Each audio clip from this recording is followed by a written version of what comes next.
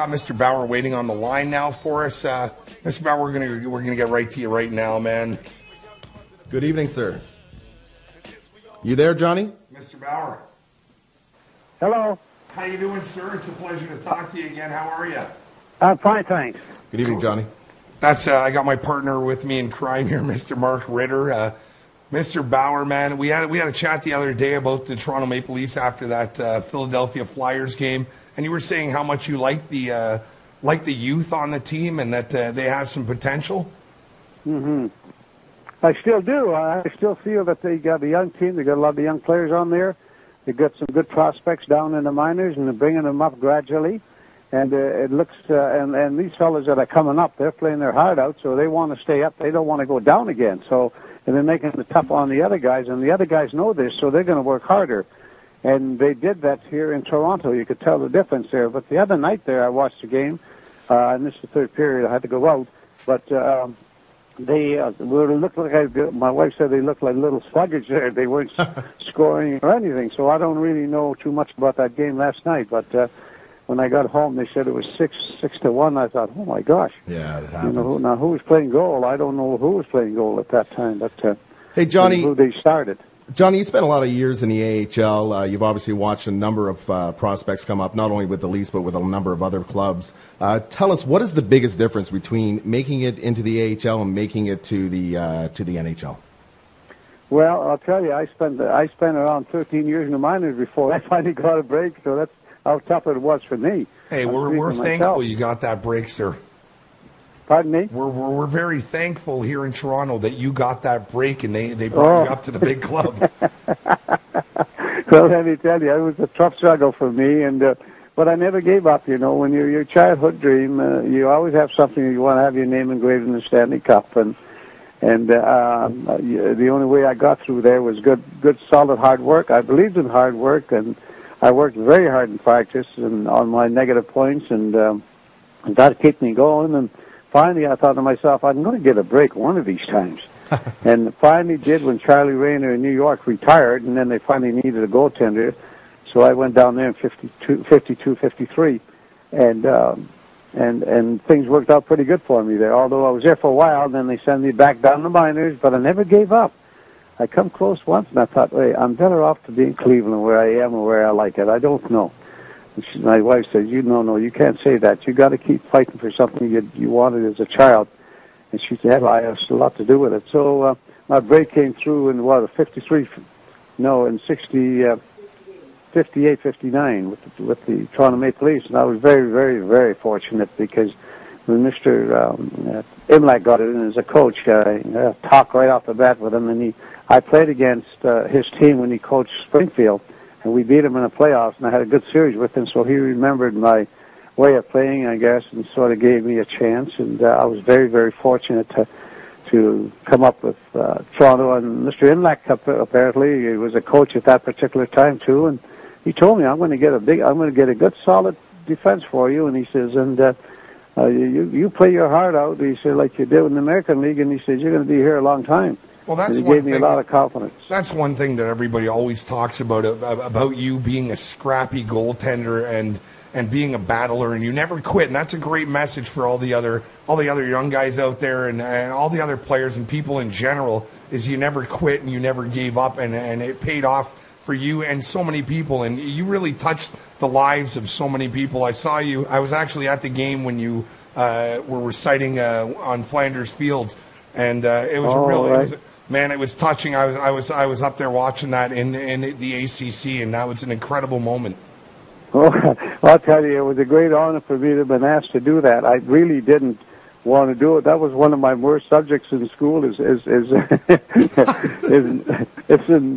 that, and I didn't know whether I should do it or not. So, but I got the information and I read it a couple of times, and but it was if I had to read two more lines, I think I would have broke down, because I just made it to the end, and that was all. And the ovation I got is just unbelievable, and it was really something that I'll never forget. The ACC was definitely rocking. They were touched, and we were definitely touched, man. I was at the game, like I mentioned, and it was right. An amazing moment. Great job, definitely. Well, it was, and when you just just to be there and that, like, you know, and look, and all the people that were there. And you know what I liked about it too is that the soldiers that were there, they didn't even move. They stayed still right to attention. Like, you know, a lot of times they get a little rambunctious in the moving like hockey players do on our national anthem. I don't like that. I don't understand these guys. I get so mad at them. I love them all, but doggone it, if they can't stand still for our national anthem for 2 minutes. Yes, oh, sir. man, oh, Agreed, man. Agreed, oh, boy, oh, boy. And Hey. I just, you know. Oh, for sure, for sure. I agree with you 100%. Have some respect, for sure. Indeed. Johnny, Martin Brodeur recently set the record for most shutouts. Obviously, you played with and watched Terry Sawchuk. What commonality did these two goalies have, or did they share that made them so successful? What defined them? Well, when Terry came to Toronto, we sat beside each other and we talked occasionally, but he was a very, very quiet person. He never said too much in the practice. He never sat in the game. I asked him a couple of times if he would help me. He said, just watch me. And I said, well, I'm fighting him a puck, Terry. And I said, I'm losing my angles or something. He said, well, just watch the way I come out. But I wanted him to be beside me, you know, but I guess he felt he didn't want to break the way I played or something. Maybe he felt I might get worse if he tells me and I'm going to try and change him. And then if he does something that he said, and I let in a goal, punch would get at him or something. But no, he had his own personal problems and a lot of problems, and he was a loner a lot. Like, he didn't mix up too much with the players. And Mark's not vulnerable. Everybody has things that they battle. What do you think with Martin Brodeur? When we talked the other day, you were saying how much you love Martin Brodeur since he came into the league. Yeah. You've been following Class his act. career. Definitely a class act. He's going to be starting in net between the pipes for Team Canada. What have you seen about Martin Brodeur that makes him so special? Well, he certainly deserves going there because, believe me, he tried real hard. He's a backbone of the team. Yeah. Usually goalies like that are backbone of the team, and he's come up always big. And he comes up with those big saves, and you're a bit surprised how much those big saves mean to these players in defense. Huge. And that, you know, he was a great competitor. I mean, all the way, and you know, he worked hard in practice, they tell me. He never fooled around, which I liked right off the bat when I heard he gives it out, because Lou Moriello, his coach, was telling me, and I know him real well. He says, hey, John, this guy works like you used to do. And I went, yeah, and I said, well, hey, you only get what you put into it, no matter what it is, what profession you choose.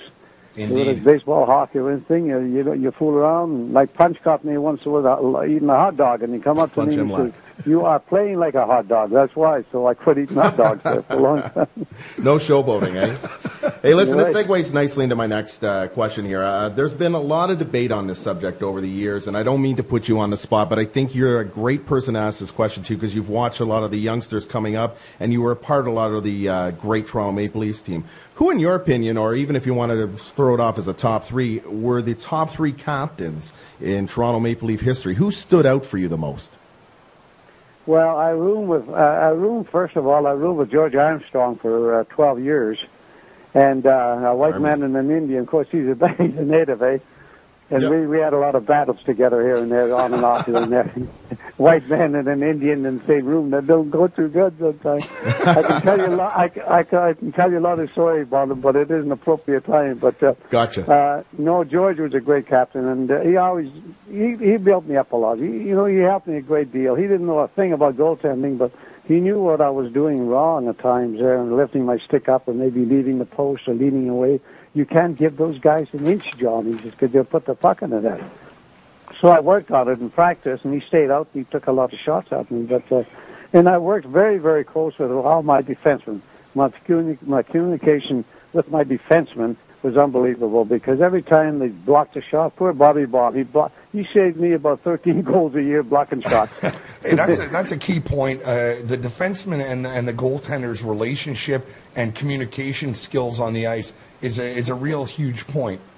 It definitely is. I don't care about I cared about my forwards, but I relied so much on my defensemen because they got enough tough jobs to do. They got to take the guy out in front. They got to turn around and get the rebound if I throw one or there's somebody behind them. And so, but I had the best seat in the house, to be honest with you, and I could see everything was going on. And I would yell at my players, "Look out, Timmy! There's somebody behind you!" And Timmy would turn around, or Alan, or Carl Brewer, or Bobby Bond, whoever my defensemen were. Yeah.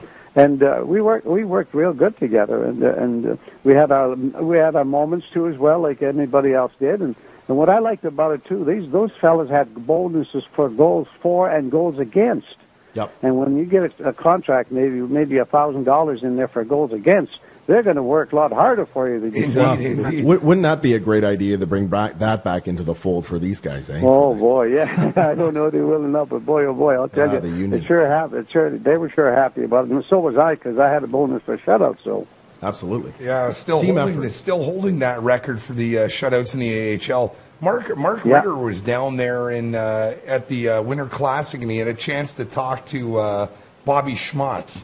Bobby Oh, Schmatz. yeah. Oh, no. Yeah. Who did you talk to? Dave the Hammer Dave Schultz. Yeah, my bad. He had a chance to talk to Dave Schultz. Yeah, Dave Schultz. Dave Oh, Schultz. right. What a great guy. They were talking about the respect that players have for each other back then, and now these days, since they've put in this instigating and into fighting and stuff, the players don't seem to have the same kind of respect that they did back then. No. Well, usually, no matter, I met a lot of guys that I didn't like on off the ice, yes, but on the ice, because they used to come and bother the goaltender and push me and this and that. But there's a lot of times they came sliding right in the post, and I threw my body in front of them, and I used to get hecked from punching. And a lot of times, Punch says, "Why did you do that?" I said, "He could have broke his leg, Punch." I said, "They can't hurt me." I said, He said, "You know what he did to you the day before, Ferguson?" He said, "Well, took your ear off." I said, "Yeah, but Punch, I'm not like that. I don't want to have that on my back or that. I want to strictly take." So, and then the problem, of course, Punch comes out. "I don't want no prima donnas in this hockey club." Another great story. So I kept doing it anyway. I just didn't have the heart to see somebody break his arm or her leg. So, hey, we're pretty well equipped. And of course, you know what they should do, and they're running the goaltender a lot now. I think they should put them back in there without take the magnets out and put them back in like the old ones there. Put the post in, Put the post They won't be charging the goaltenders. That's a great point. Oh, no, they won't. Great point. Hey, Johnny, you patented the most dangerous move a goalie can make, and that would be the poke check, and you did it without a mask. Why did you depend on the poke check so much? I heard you earlier discussing saying your angles weren't so good. Was that part of it? Well, that was a big part of it too, and a lot of guys are coming in fast off the. I knew how far I could reach with my post, and they're coming in that close, and I'd have to shuffle more or less if I couldn't. And of course, at the speed they're getting, I figured it's quicker for me to throw my stick out. But a lot of players didn't know that when you fall flat on and you can get them flat on the ice, you add another 63 inches of your stick. If you throw it way to the end of the knob, don't hold your stick. You got to let it go in the end. And a lot of times, if you miss the puck, you can get your skate. You can get your stick in between your skates. Well, I did it accidentally, Didn't they call that the can opener, right? And they go into the Hey, why do you